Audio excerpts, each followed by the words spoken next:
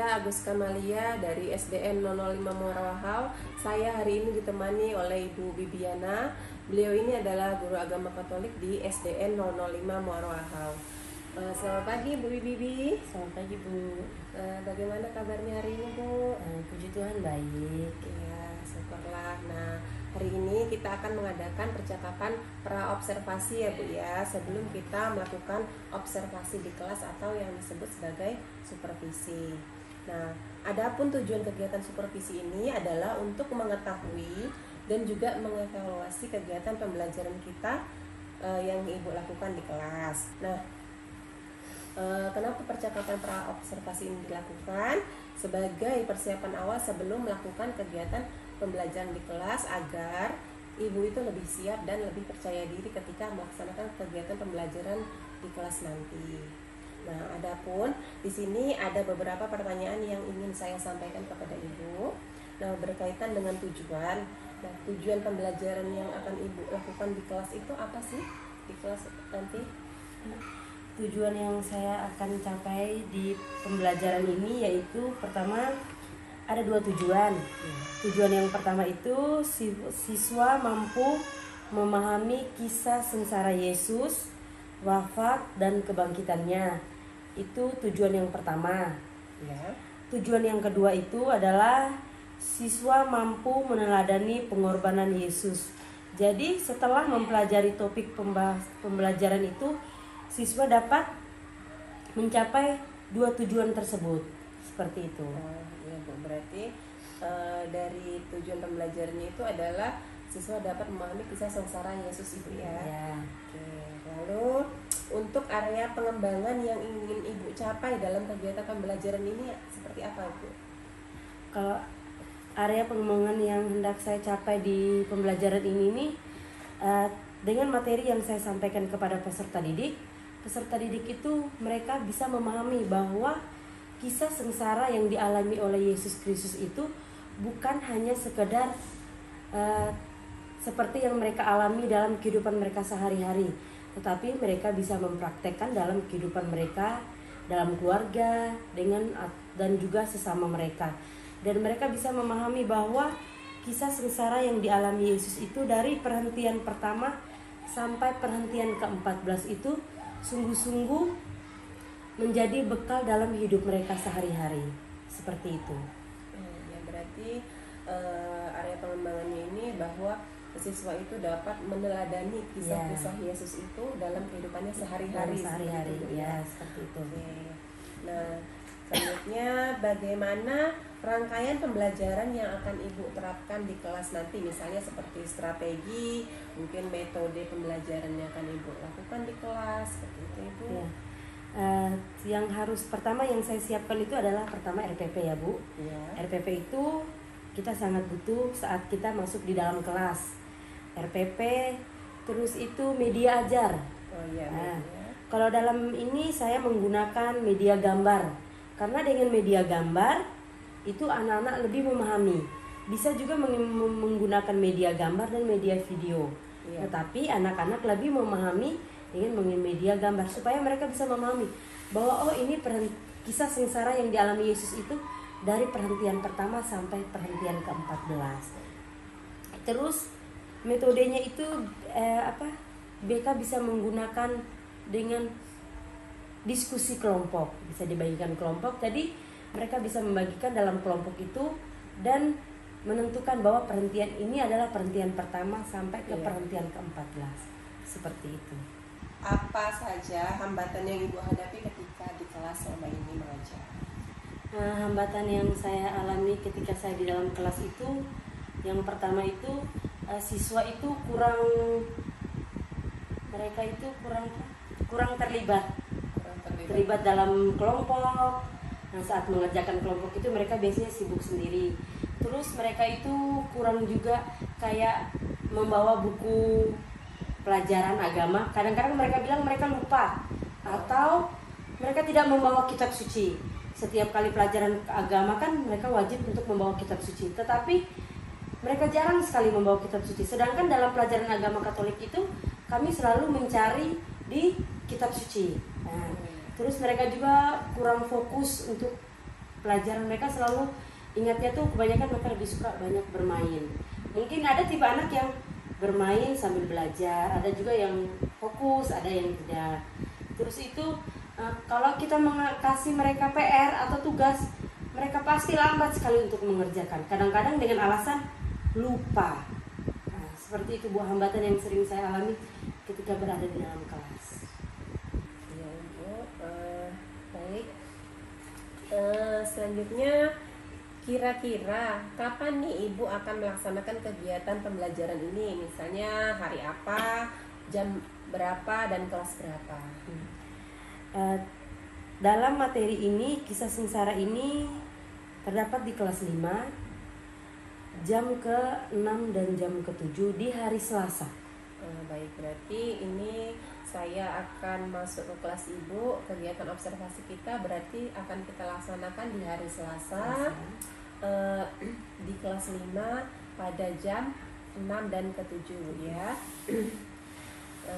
Baik, selanjutnya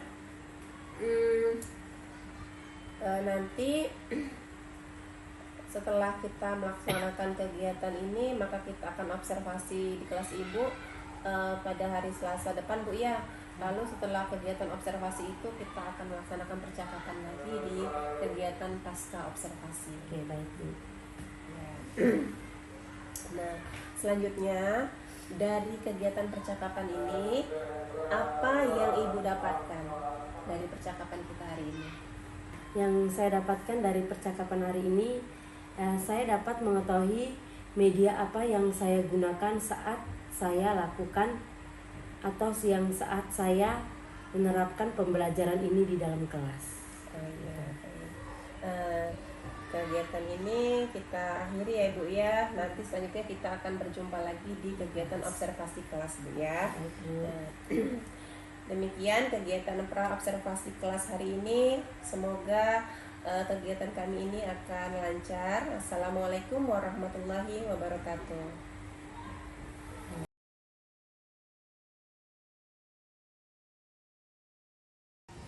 Selamat siang semuanya. Siap. Oke, hari ini kita lanjut lagi dengan pelajaran agama. Sebelum kita mulai belajar, Ibu minta satu orang untuk pimpin kita dalam doa.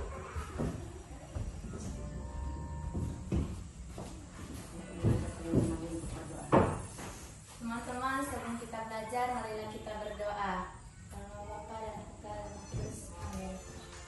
Doa. Allah Bapa di surga, kami bersyukur kepadamu atas segala anugerah-Mu yang kami alami hingga saat ini.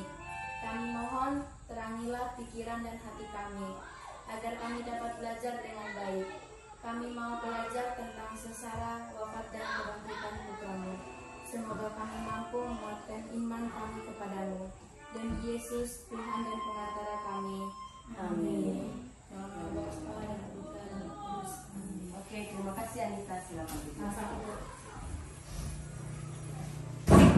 Ibu absen dulu ya. Agil, Anita, Hadir. Antoni, Hadir. Franciscus, Hadir. Marianus, Hadir. Antonius, Hadir. semuanya hadir. Hadir. Minggu kemarin kita sudah belajar tentang Yesus Kristus. Hari ini kita akan belajar tentang Yesus menderita, wafat, dan bangkit. Silakan dicatat temanya. Yesus menderita,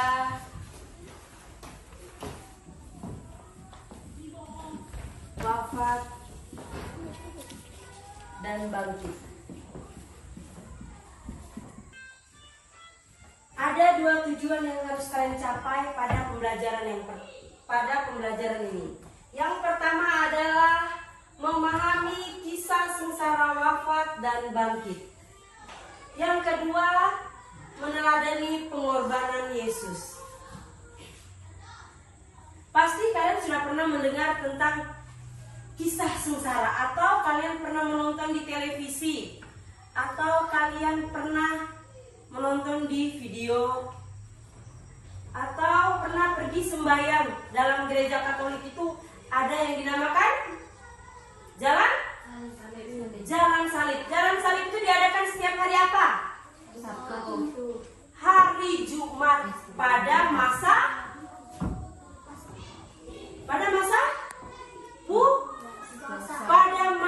pantang dan puasa. Di pantang dan puasa itu kita bisa melihat di situ bahwa Yesus menderita, wafat, bahkan sampai mati di kayu salib. Untuk apa Yesus itu wafat, mati di kayu salib? Untuk menebus Ya, dosa-dosa manusia. untuk mengampuni dosa manusia. Siapa yang sudah pernah menonton film Kisah Sengsara Tuhan Yesus? Pasti semua sudah pernah. Siapa yang tahu ada berapa perhentian dalam Kisah Sengsara Tuhan Yesus? 14. Siapa yang tahu perhentian keberapa apa? Yesus? Iya, Yesus dijatuhi hukuman mati. Berapa kali Yesus jatuh? 3 kali. Yesus jatuh 3 kali. Siapa yang menolong Yesus memangku salibnya? Simon dari Kirene. Simon dari Kirene. Nah, itu adalah tujuan yang pertama yang harus kalian capai. Yang kedua itu adalah meneladani pengorbanan Yesus. Kalian tadi sudah menyebutkan bahwa Yesus itu mati menderita di kayu salib untuk mengorbankan atau untuk menebus dosa kita. Ya sama, kita pun harus tahu bahwa pengorbanan Yesus untuk diri kita, untuk sesama kita itu sangat luar biasa. Siapa di sini yang rela mati demi orang lain? Siapa di sini yang mau rela mati demi orang lain? Pasti tidak ada. Ibu juga tidak mau mati karena orang lain. Belum tentu Yesus itu mau, belum tentu kita itu sama seperti Yesus mau mengorbankan diri kita untuk orang lain. Contoh kecil, saat kalian kelaparan, teman kalian minta makanan ke kalian. Belum tentu kalian sedang kelaparan, kalian memberi makanan itu kepada teman kalian. Belum tentu. Pasti kalian akan mementingkan diri kalian sendiri, baru orang lain. Tapi beda sama Tuhan Yesus. Tuhan Yesus, dia berkorban untuk kita, untuk menebus dosa kita. Dia rela mati di kayu salib. Itu adalah tujuan yang kedua. Kita berani meneladani sikap sengsara Tuhan Yesus. Oke, sekarang Ibu akan bagi kelompok dan kalian akan, setelah kita mempelajari tadi tentang wafat dan pengorbanan Yesus, nah kalian akan mengetahui perhentian keberapa Yesus jatuh, perhentian keberapa Yesus disalibkan, perhentian keberapa Yesus diturunkan, perhentian keberapa Yesus ditolong oleh Simon dari Kirene. Kalian akan tahu. Sekarang Ibu minta bagi kelompok. Kelompoknya Ibu hitung ya. 1, 2, 3, 1, 2, 3 ya. Aska sama Cherry, pindah ke sini Cherry. Ayo Cherry, Anita pindah ke sini.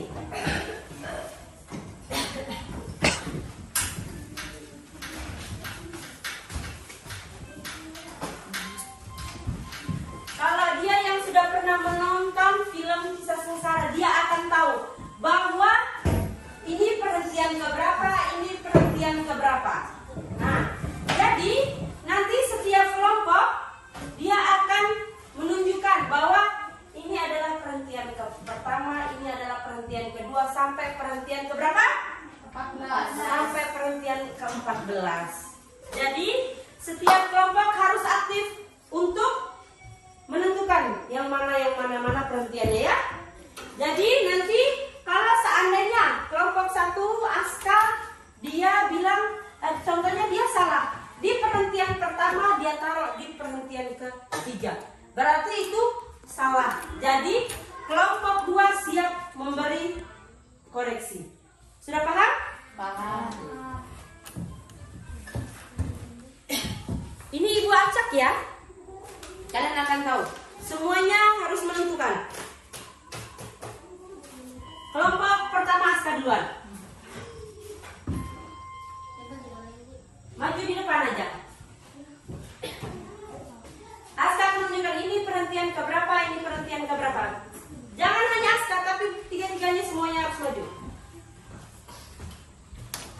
Ibu, mana perhentian pertama? Ayo, sama-sama. Ini perhentian keberapa? Pertama. Benar? Perhentian pertama tentang apa? Yesus jatuh hukuman mati. Yesus dijatuhi hukuman mati. Perhentian kedua?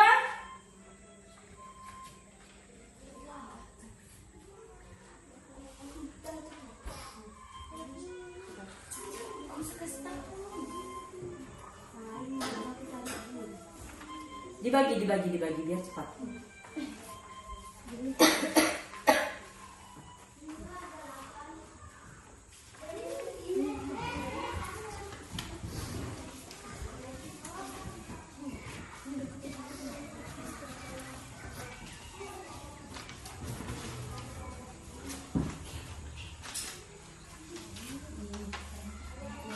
Ini perhentian keberapa? Wah. Yesus dihukum mati. Yesus dihukum mati. Perhentian ketiga? Ayo agak cepat kamu cari dong, yang lain cari.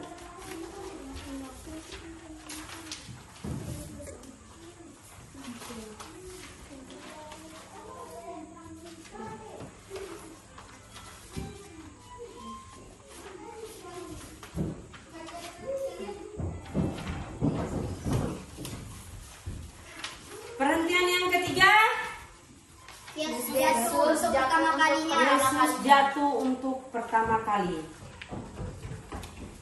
Perhentian yang keempat? Yesus berjumpa dengan ibunya. Oke, perhentian kelima? Yesus ditolong oleh Simon dari Kirene. Oke, perhentian yang keenam? Wajah Yesus diusap oleh Veronica. Perhentian yang ketujuh?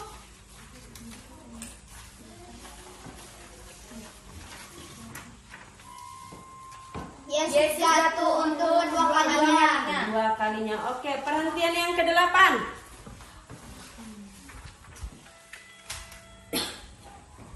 Yesus menghibur perempuan-perempuan untuk yang menangisinya. Oke, perhentian yang kesembilan?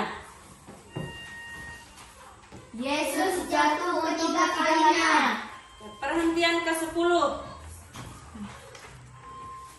Pakaian Yesus Ditanggalkan. Pakaian Yesus ditanggalkan. Perhentian ke-11? Yesus disalibkan. Perhentian ke-12? Yesus wafat di salib. Perhentian ke-13? Yesus diturunkan dari salib. Perhentian yang ke-14? Yesus dimakamkan. Apakah semua yang gambar yang mereka tunjukkan, apakah itu benar? Benar. Sekarang tepuk tangan untuk kelompok 1.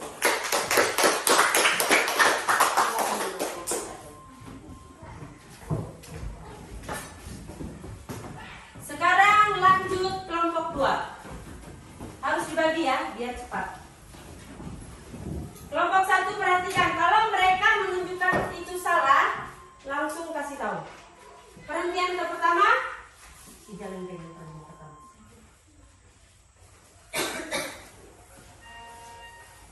Mana perhentian pertama? Tunjukkan ke mereka biar mereka lihat.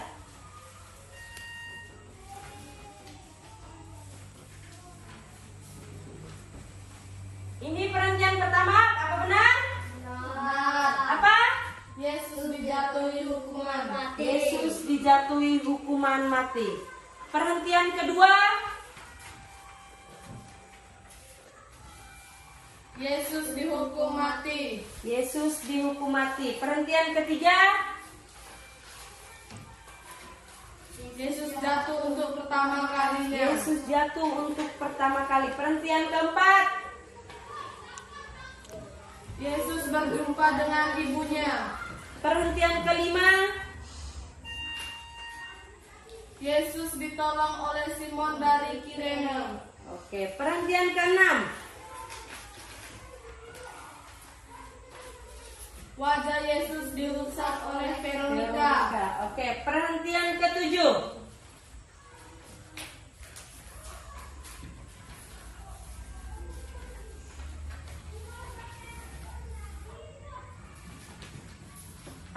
Perhentian ketujuh. Yesus jatuh untuk kedua kalinya. Perhentian kedelapan.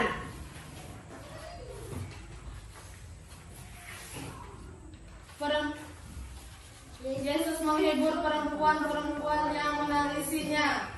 Perhentian ke-9. Yesus jatuh untuk ketiga kalinya. Ke-10. Pakaian Yesus ditanggalkan. Oke, perhentian ke-11. Yesus disalibkan. Perhentian ke-12. Yesus wafat di salib. Perhentian ke-13. Yesus diturunkan dari salib. Perhentian ke-14. Yesus dimakamkan. Oke, silakan. Tepuk tangan untuk kelompok A.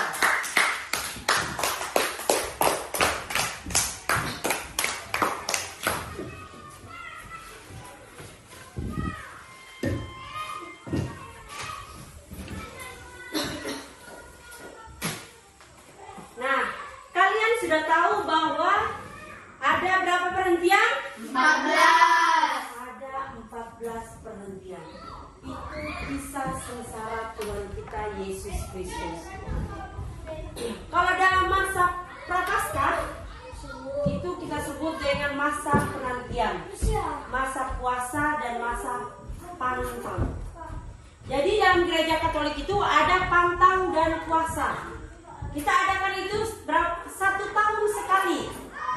Jadi di masa pantang dan puasa itu kita mengenal 3 hari suci. Dari hari apa? Kamis, Jumat, dan Sabtu. Jadi Kamis, Jumat, dan Sabtu. Jadi selama Yesus berpuasa itu selama berapa hari? 40 hari. 40 hari, 40 malam. Yesus puasa. Jadi kita diajarkan oleh Yesus untuk berpuasa selama 40 hari dan 40 malam. Oke, sekarang kalian buka buku halaman yang tadi buku tadi. Nah, sekarang kalian kerjakan dari nomor 1 sampai nomor 6. Oke, sudah selesai? Sekarang kelompok kedua maju. Baca nomor soal nomor 1. Kerjakan. Maju semua. Ya, nanti baca. Soal nomor 1. Yang baca soal 1 orang. Yang menjawab 1 orang. Bagaimana proses penangkapan dan pengadilan Yesus? Para tua-tua iman berkumpul untuk membunuh Yesus. Oke, nomor 2. Sampai nomor berapa kalian? Oke, kerjakan nomor 2. Apa alasan para pemimpin agama Yahudi menangkap Yesus? Karena mereka diutus untuk menangkap Yesus. Oke, lanjut.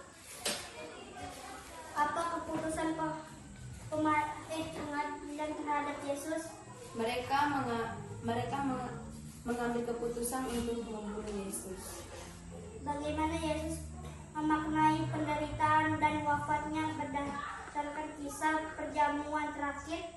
Ia disiksa, dipukul, dan disuruh membawa kayu salib ke tebing dan dipaku tangannya di kayu salib. Bagaimana kisah kebangkitan Yesus? Yesus diturunkan di kayu salib, lalu dibawa oleh seseorang. Yesus dibawa ke sebuah goa, lalu menaruh mayat Yesus di situ. Pada beberapa hari kemudian ada seorang perempuan datang untuk melihat Yesus. Lalu mereka tidak melihat Yesus, mereka hanya melihat sebuah kain kafan. Lalu mereka pergi untuk menjumpai Petrus bahwa Yesus tidak ada. Lalu ada sebuah cahaya bahwa itu Yesus. Lalu mereka dibawa ke sebuah tebing, lalu mereka melihat Yesus. Lalu Yesus naik ke atas surga meninggalkan mereka semua. Oke, baik. Terima kasih. Tepuk tangan untuk mereka dulu. Silakan lanjut kelompok 1.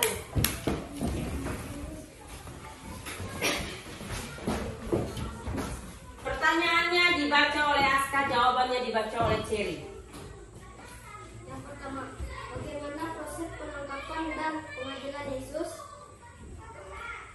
Yesus dengan lalu matanya dan orang Yahudi melihat dulu, lalu membawa ke hadapan Pontius Pilatus. Lalu Pontius Pilatus memberi dia hukuman mati, yaitu disalibkan. Pertanyaan nomor 2. Apa alasan para pemimpin agama Yahudi menangkap Yesus? Karena Yesus mengakui bahwa dia adalah raja. Bahwa dia apa? Seorang raja. Bahwa dia adalah raja. Oke, yang ketiga. Apa keputusan pengadilan terhadap Yesus? Terus mengambil keputusan, dia serahkan kawan. Oke, yang keempat. Bagaimana Yesus memaknai penderitaan dan wafatnya berdasarkan kisah perjamuan terakhir?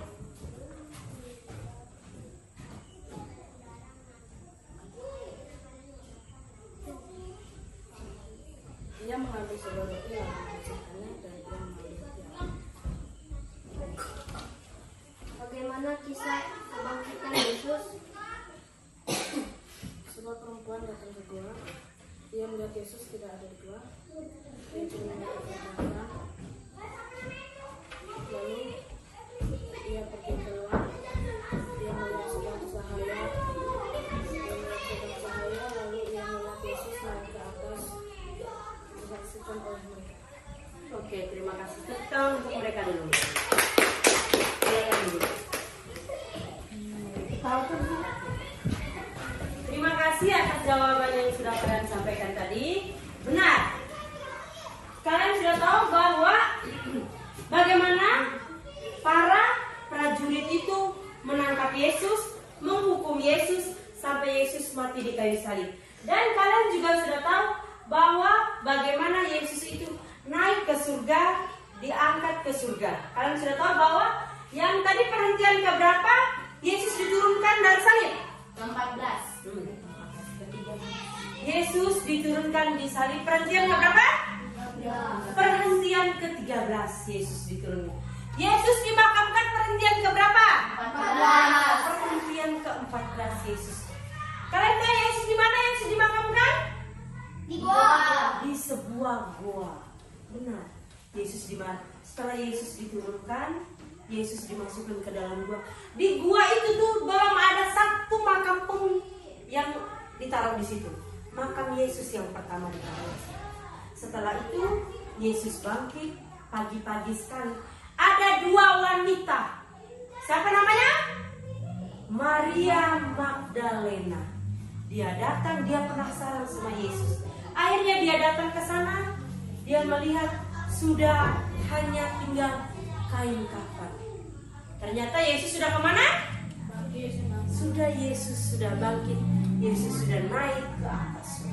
Nah, di situ kita percaya bahwa Yesus itu setelah dia mati, dia tidak meninggalkan kita, tetapi dia naik ke surga, dia mengangkat derajat kita semua. Oke, sudah paham? Paham. Pelajaran kita cukup sampai di sini. Hari ini kita selesai mempelajari tentang Yesus menderita, wafat, dan bangkit. Bagus tutup kah? Oke, Ibu akhiri. Selamat siang. Sebelum kita tutup, Ibu minta satu orang untuk bawa kita dalam doa. Doa Salam Maria nih. Teman-teman, sebelum kita pulang, marilah kita berdoa. Jangan lupa kita Bapa kami yang ada di surga, dimuliakanlah namamu. Datanglah kerajaanmu, jadilah kehendak-mu di atas bumi seperti di dalam surga. Berilah kami rezeki pada hari ini, dan ampunilah kesalahan kami, seperti kami mengampuni yang bersalah kepada kami. Dan janganlah masukkan kami dalam pencobaan, tetapi bebaskanlah kami dari yang jahat. Amin. Salam Maria, penuh rahmat, Tuhan sertamu. Terpujilah engkau di antara wanita, dan terpujilah buah tubuhmu Yesus. Santa Maria Bunda Allah, doakanlah kami yang berdosa ini, sekarang dan waktu kami mati. Amin. Salam Maria, penuh rahmat, Tuhan sertamu. Terpujilah engkau di antara wanita, dan terpujilah buah tubuhmu Yesus. Santa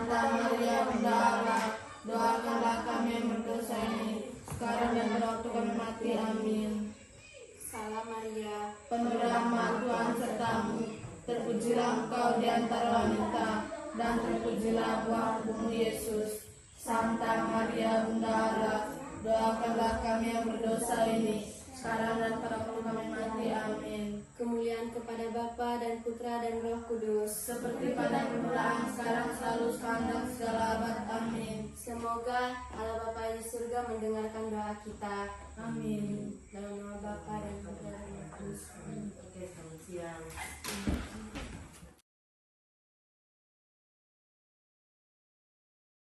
Assalamualaikum warahmatullahi wabarakatuh. Hari ini saya akan melaksanakan pasca observasi bersama Ibu Bibiana. Bagaimana kabarnya hari ini, Bu Bibi?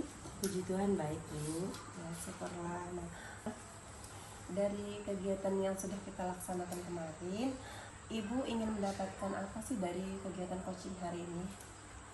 Dari kegiatan kemarin itu yang saya dapatkan untuk hari ini itu banyak sekali kegiatannya, seperti yang kemarin yang sudah kita lakukan itu untuk menambah wawasan saya juga, dan juga untuk menambah wawasan peserta didik. Setelah kegiatan yang kita lakukan, baik dari kegiatan pembelajaran dari awal sampai di akhir waktu supervisi kemarin, apa sih yang Ibu rasakan setelah melaksanakan observasi kelas kemarin? Yang saya rasakan kemarin itu setelah observasi itu, saya merasa lega, merasa senang karena sudah melaksanakan kegiatan pembelajaran di dalam kelas.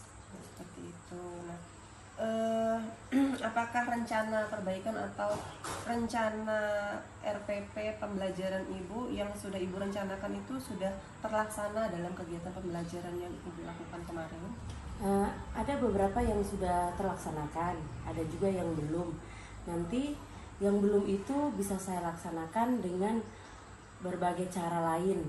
Nah, contohnya seperti memperbaiki RPP lagi, atau mempersiapkan bahan-bahan ajar lagi yang bisa lebih dipahami oleh anak-anak. Terus bisa mengadakan seperti menambah wawasan untuk diri saya itu dengan mengadakan kegiatan seperti KKG atau kegiatan belajar mengajar di luar sekolah, seperti itu. Nah, selanjutnya, apakah tujuan pembelajaran yang sudah Ibu sebutkan kemarin lalu Ibu tuangkan ke RPP saat pembelajaran itu sudah disampaikan kepada siswa dan terlaksana? Kalau menurut saya kemarin itu kami belajar itu berkaitan dengan tujuan pembelajaran itu sudah terlaksanakan dengan baik, dan anak-anak sudah bisa memahami dengan tujuan yang telah kami capai kemarin.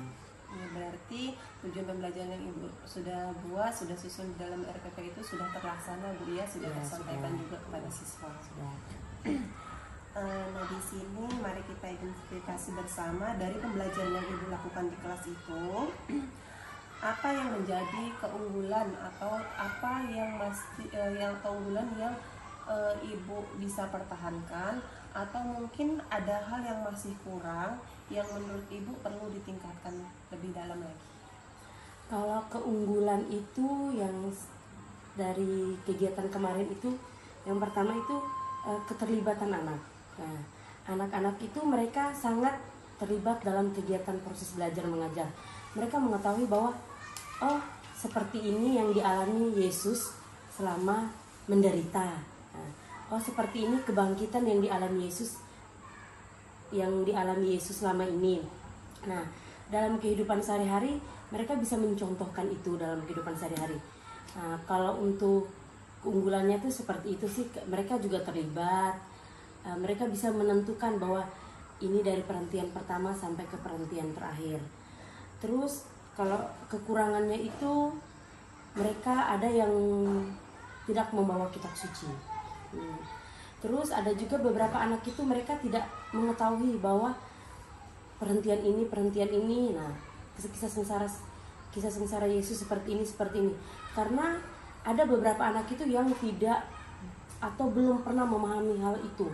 Karena mereka jarang ke gereja. Yang kedua, keterlibatan orang tua mereka itu untuk membimbing mereka untuk lebih mengenal Yesus dan lebih mengenal kisah sengsara Yesus itu seperti ini. Makanya ada maksudnya ada yang membuat mereka itu lambat untuk berpikir ke hal seperti itu. Berarti ada hal-hal yang sudah bagus dan sudah perlu dipertahankan, itu juga seperti salah satunya itu adalah keaktifan dan keterlibatan siswa sudah cukup aktif ya. Sedangkan untuk yang seperti Ibu jelaskan tadi bahwa ada beberapa yang kurang, seperti mungkin ada anak yang masih belum mengetahui kisah Yesus tadi, sengsara Yesus, karena ada juga yang belum membawa kitab suci seperti itu ya. Nah, untuk dari hal tadi menurut Ibu, untuk area pengembangan yang Ibu perlu lakukan untuk perbaikan dari kekurangan yang sudah Ibu jelaskan tadi, apa sih tindakan atau tindak lanjut dari Ibu sendiri untuk meningkatkan kekurangan Ibu tadi? Oh ya, untuk meningkatkan kekurangan saya tadi bisa saya lakukan itu seperti kami di sini ada KKG. KKG itu bisa di situ kami bisa menyusun kembali RPP kami dengan baik. Terus itu bisa mengadakan kegiatan gereja seperti rekoleksi atau bimtek di luar sekolah untuk meningkatkan untuk mengetahui wawasan saya lebih dalam lagi. Terus itu seperti mengikuti kegiatan Merdeka Mengajar, seperti itu. Iya, baik sekali Bu ya untuk apa yang Ibu rencanakan ini. Kira-kira kapan sih Ibu akan memulai kegiatan Ibu itu, atau mungkin ada tenggat waktu atau kurun waktu yang Ibu butuhkan untuk melaksanakan kegiatannya itu berapa lama sih? Untuk berapa lama yang saya butuhkan itu mungkin sekitar 3 atau sampai 6 bulan ke depan. Seperti itu. Untuk waktu akan memulainya kira-kira kapan Ibu? Mungkin dalam 2 minggu ke depan bisa saya lakukan. Berarti Ibu akan melakukan kegiatan itu di minggu depan ya? Ya. Bagus sekali Ibu kegiatannya yang akan Ibu rencanakan. Rencana Ibu ini semoga dapat meningkatkan kegiatan pembelajaran kita di kelas nanti.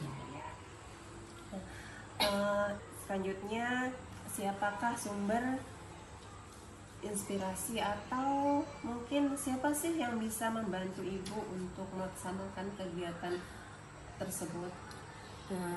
Yang untuk membantu saya dalam kegiatan tersebut itu yang pertama-tama adalah guru-guru yang ada di sekitar sini ya, karena saya tidak mungkin menunjukkan teman-teman KKG saya yang jauh di sana, tetapi pastinya teman-teman guru di sini yang sudah lebih bisa dikatakan lebih profesional lah. Contohnya ya seperti Ibu juga bisa menjadi contoh buat saya, teman-teman guru yang lain juga seperti itu. Selanjutnya dari semua yang Ibu rencanakan ini, Ibu punya nggak jadwal-jadwal khusus atau jadwal khusus buat pelaksanaan kegiatannya? Kalau jadwal itu pasti ada jadwal yang sudah direncanakan. Bisa direncanakan itu jadwal untuk mengajar di sekolah, di dalam kelas. Ya, kalau jadwal untuk mengajar di dalam kelas itu sudah ada dari hari Senin sampai hari Kamis. Kalau kemarin itu kan dijadwalkan di hari Selasa. Ya, untuk maksud dari jadwal ini maksudnya untuk pengembangan diri. Untuk pengembangan diri. Untuk pengembangan diri saya itu dijadwalkan itu biasanya, apalagi seperti di kegiatan KKG kami, biasa itu diadakan setahun sekali. Itu bimtek. Biasanya itu narasumbernya itu didatangkan dari Sangatta, datang ke Wahouse ini. Nah, di Wahouse ini kami banyak sekali kegiatan, banyak yang dipelajari. Contohnya cara membuat RPP, terus membuat soal-soal, terus itu media ajar. Nah, metode-metode apa yang harus digunakan saat kita berada di dalam kelas. Seperti itu. Dari semua kegiatan ini tadi, kira-kira masih ada tidak yang mengganjal dari Ibu, misalnya apa yang ingin apa yang belum lega gitu Mas, dari Ibu Bibi sendiri? Kalau ya pasti ada sih Bu yang belum lega dari dalam diri saya itu, yang belum lega dalam diri saya itu adalah keterlibatan anak. Ingin si anak-anak itu lebih aktif lagi dalam proses belajar mengajar, lebih memahami lagi apa yang kita sampaikan, terus itu apa yang kita kasih tahu mereka bisa ikut. Nah, seperti itu. Iya, berarti itu harapan-harapan Iya, harapan. ke depannya ya, dari semua rencana yang Ibu rencanakan tadi, semoga bisa mewujudkan semua apa yang Ibu inginkan. Iya. Demikian dari rangkaian kegiatan kita dari pra observasi sampai kegiatan observasi dan pasca observasi kita Bu ya.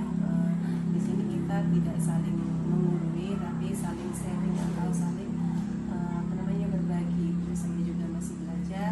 Terima kasih juga saya ucapkan kepada Ibu Bibi karena sudah bersedia membantu kegiatan saya dalam kegiatan supervisi coaching akademik ini. Pasca observasi ini juga sudah dilaksanakan.